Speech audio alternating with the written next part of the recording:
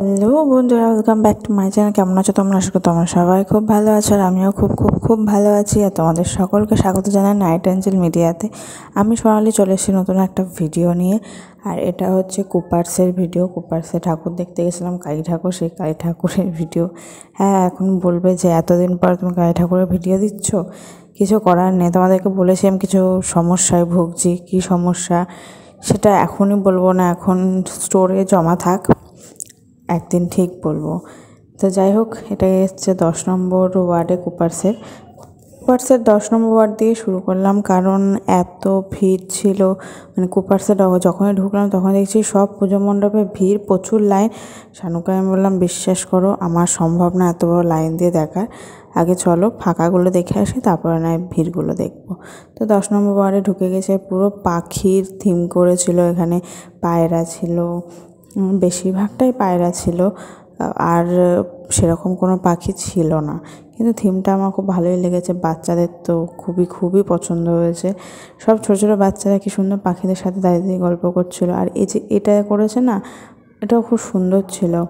মানে পুরো থিমটাই দারুণ করেছিল। আর কুপার্স মানে এই নতুনত্ব ভাবনা, নতুন চিন্তা, ওদের প্রতি বছর নতুন নতুন থিম ওরা তুলে ধরে আমাদের জন্য। তো দেখো কি সুন্দর করেছে। সেই আমরা তো এরকমই খাঁচা তৈরি করে রেখে সেখানে পাখি রাখি, কিন্তু বিশ্বাস করো আমি পাখি পুষতে একদমই পছন্দ করি না, কারণ আমি মনে করি পাখিরা খোলা আকাশেই থাকবে, ওটাই বেস্ট। ওদেরকে আমি খাঁচায় বন্দি করতে একদমই পছন্দ করি না।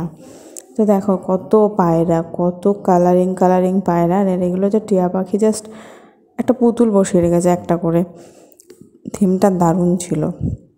তারপরে ওখান থেকে বেরিয়ে মেলা দেখছিলাম। তো দেখো মেলা বসেছে 10 নম্বর ওয়ার্ডে, তোমরা জানোই মেলা বসে। যারা রানাঘাটে থাকো তারা জানোই যে 10 নম্বরের প্রচুর প্রচুর বড় মেলা হয়। তারপরে দেখো চলে এলাম 10 নম্বর থেকে বেরিয়ে আমাদের যে মন্দিরটা আছে কুপার্সের কালী ঠাকুরের, সেই মন্দিরের আগে চলে এলাম একটা মাঠের মধ্যে। পুজোটা হয়েছিল, পুজোটা বিশ্বাস করো থিমটা খুব ভালো লাগলো। মানে কালারিং কালারিং, কিন্তু ভেতরে আমার না যাওয়া হয়ে ওঠেনি, এতটাই ভিড় ছিল। তো তারপরে ওখান থেকে বেরিয়ে পড়লাম। এটা ছিল 10 নম্বর ওয়ার্ডের একদম পাশেই।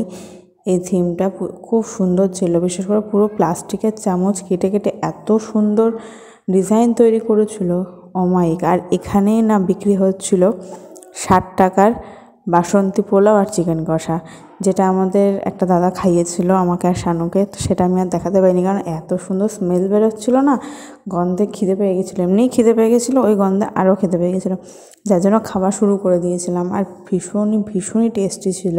আমি জানি না ওরা কোথাও বসে কি না, যদি কোথাও বসে আমি সেখানে গিয়ে অবশ্যই তোমাদেরকে দেখাবো, বা সেই খাবারের রিভিউ তোমাদেরকে দেবো, তোমাদের সাথে শেয়ার করবো। সো একটা দাদাভাই আমায় কমেন্ট করেছে যে, বোন তুমি তোমার এক্সট্রা আঙুলের ভিডিও দিও, যে এক্সট্রা আঙুল দিয়ে কীভাবে কাজ করো। তো সেই দাদাভাইকে বলতে চাই যে দাদাভাই ঠিক আছে, আমি দেবো, আমি ঠিক একদিন সময় করে তোমাকে এই ভিডিওটা দেবো যেটা তুমি চাইছো। তুমি একা না, এরকম অনেকেই চায়। তো ঠিক আছে আমি দেবো, কিন্তু একটু সময় লাগবে। তো কিছু মনে করো না, আমার ভিডিওর সাথে থেকো। তো দেখো পুরো প্লাস্টিকের চামচ কেটে কেটে কত সুন্দর প্যান্ডেল করেছে। আর ঠাকুরটা তো সেই দারুণ ছিল, মানে ভীষণই সুন্দর লাগছিলো। আমরা তো প্রথমে ভাবছিলাম কী না কী করেছে, আর ওইদিকে যাবো না। আমি প্রথমে এদিকে আসতেই চাইছিলাম না, তো শানু বললো চলো না, হেঁটে হেঁটে যাচ্ছি, তখন দেখেই আসি। আর চলো, তখন গিয়ে দেখলাম সত্যিই খুব সুন্দর করেছে। আর তারপরে চলে এলাম কুপার্সে। ঢুকতেই এই পুজোটা পড়ে একদম কুপার্সের যেই বাজার, মানে বাজার না অ্যাকচুয়ালি, কুপার্সে যেই খাটটা তৈরি করে যেই জায়গাটা, সেখান থেকে মানে বাড়ির সঙ্গে মাঠ থেকে এগিয়ে এসেই এই পুজোটা প্রথম পড়ে মাঠের মধ্যে। এখানেও প্রচুর বড় মেলা বসে। আর এখানের থিম ছিল হচ্ছে পুতুল নাচের ইতিকথা। আর দেখো প্রচুর সুন্দর লাগছিল। আর পুতুল নাচের একটা থিম করেছে, এত সুন্দর থিমটা করেছে, মানে এরকম আমি থিম এখনও পর্যন্ত দেখিনি। আর এবার কুপার্সে বেশিরভাগই পুতুলের আদলেই সব থিম ছিল। দেখো মানে এত সুন্দর, বিভিন্ন বিভিন্ন সেই কালারিং পাইপগুলো দিয়ে কি সুন্দর থিমটা করেছে। আর দেখো পুতুল নাচছে একটা হাতের সাহায্যে, মানে হাতের আঙুলের সাহায্যে, খুব সুন্দর লাগছে। আর এই পাইপগুলোকে কী বলে আমার সত্যিই জানা নেই, তোমরা যদি জেনে থাকো আমাকে অবশ্যই কমেন্ট করে জানিও যে পাইপগুলোকে কী বলে। তো দেখো ভিতরটা খুব সুন্দর, খুব সুন্দর, মানে টোটালটাই পুতুল। দেখো কি সুন্দর নাচছে, ভীষণ ভীষণ ভীষণ সুন্দর একটা থিম করেছে। পুতুল নাচছে, কোন স্ট্যান্ড ওরা নিচেই যাচ্ছে, হয়তো কোনো কোনো একটা মেশিনের সাহায্যে কিছু একটা সিস্টেম করে রেখেছে। দেখো ওরা নেচেই যাচ্ছে, গানের তালে তালে নেচেই যাচ্ছে, গানও চলছিল, ভীষণ ভালো লাগছিলো। আমি তো সানু করছি, সানু একটু দাঁড়িয়ে যায়, কিন্তু বিশ্বাস করো ওই গার্ডগুলো না দাঁড়াতে দিচ্ছিল না। আর এই যে এখানে হচ্ছে পুজো হয়েছে শ্যামা মায়ের, আর এই পাশে রয়েছে থিম, মানে ঠাকুরের থিম ছিল। আর এটা হচ্ছে ছোটো করে একটা ঠাকুর নিয়ে এসে পুজোটা করেছে। কিন্তু বিশ্বাস করো পুতুলগুলো এত সুন্দর নাচছিল না, মনে হচ্ছিলো সেই ছোটোবেলায় চলে গেছি। খুব ভালো লাগছিলো থিমটা। তো তারপরে চলে এলাম একদম বাণীসংঘের মাঠে। বাণীসংঘের মাঠে দেখি এত ভিড়, সব লাইন দিয়ে কী দেখছে, আমি তো কিছুতেই বুঝতে পারছিলাম না। সানুগুলো চলো না, লাইন দিই না, যদি ভূতের কিছু হয় আমি কিন্তু যাবো না। বলছে না না, ভূতের টুতের হবে না, চলোই না, ভয় পাচ্ছ কেন? আমার প্রচণ্ড ভয় এইসবে। তারপরে শুনি অ্যানাউন্স করছে যেখানে পুতুল নাচের শো দেখানো হচ্ছে লাইভ। তো দেখো পুতুল নাচ শুরু হয়ে গেছে। এখানে কিন্তু একটা গান দিয়ে পুতুল নাচ হচ্ছিলো, আর অনেকক্ষণ ধরে ওরা শো দেখাচ্ছিলো বলে এটাই ওদের লাস্ট শো ছিল। আমরাও গেছি, ওরাও অ্যানাউন্স করলো যে এটাই আমাদের লাস্ট শো, কারণ অনেকটা রাত হয়ে গেছিলো, প্রায় 12টার কাছাকাছি বেজে গেছিলো।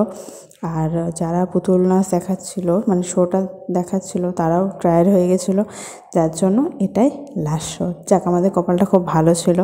আমি মনে মনে ভাবছিলাম যাক আমাদের কপালটা খুব ভালো যে আমরা দেখতে পেলাম। মানে অ্যাকচুয়ালি আমার এই দিনে শান্তিপুর যাওয়া ছিল, বিকজ শান্তিপুরে ভাসান দেখতে, কিন্তু শানু একটু ব্যস্ত ছিল বলে আমার আর যাওয়া হয়ে ওঠেনি শান্তিপুরে। কী করব বুঝে উঠতে পারছিলাম না। তারপর রেডি হয়েও আমি ছিলাম, ও আমাকে বললো তুমি রেডি হয়ে থাকো, আমি আসবো, এসেই আমরা ট্রেন ধরে বেরিয়ে যাব। কিন্তু আমি অনেকক্ষণ রেডি হয়ে থাকার পরে ও যখন এসে বললো যে অনেকটা হয়ে গেছে, এখন কি যাওয়া ঠিক হবে? আমি বললাম ঠিক আছে, আমি শান্তিপুর যাবো না, তাহলে আমাকে ঠাকুর দেখতে নিয়ে চলো। বললো ঠিক আছে চলো। তখন ও আমাকে কুপার্সে নিয়ে এলো, ও রেডি হলো, আর আমরা মিনিমাম 9টার সময় বেরিয়েছি। বিশ্বাস করো 9টায় বেরিয়ে 12টা 12:30টায় আমরা বাড়ি ঢুকেছি। মানে আমি বাড়ি ঢুকেছি 12:30টায়, আমাকে বাড়িতে নামিয়ে দিয়ে ওর বাড়ি পৌঁছতে পৌঁছতে 1টা বেজে গেছে।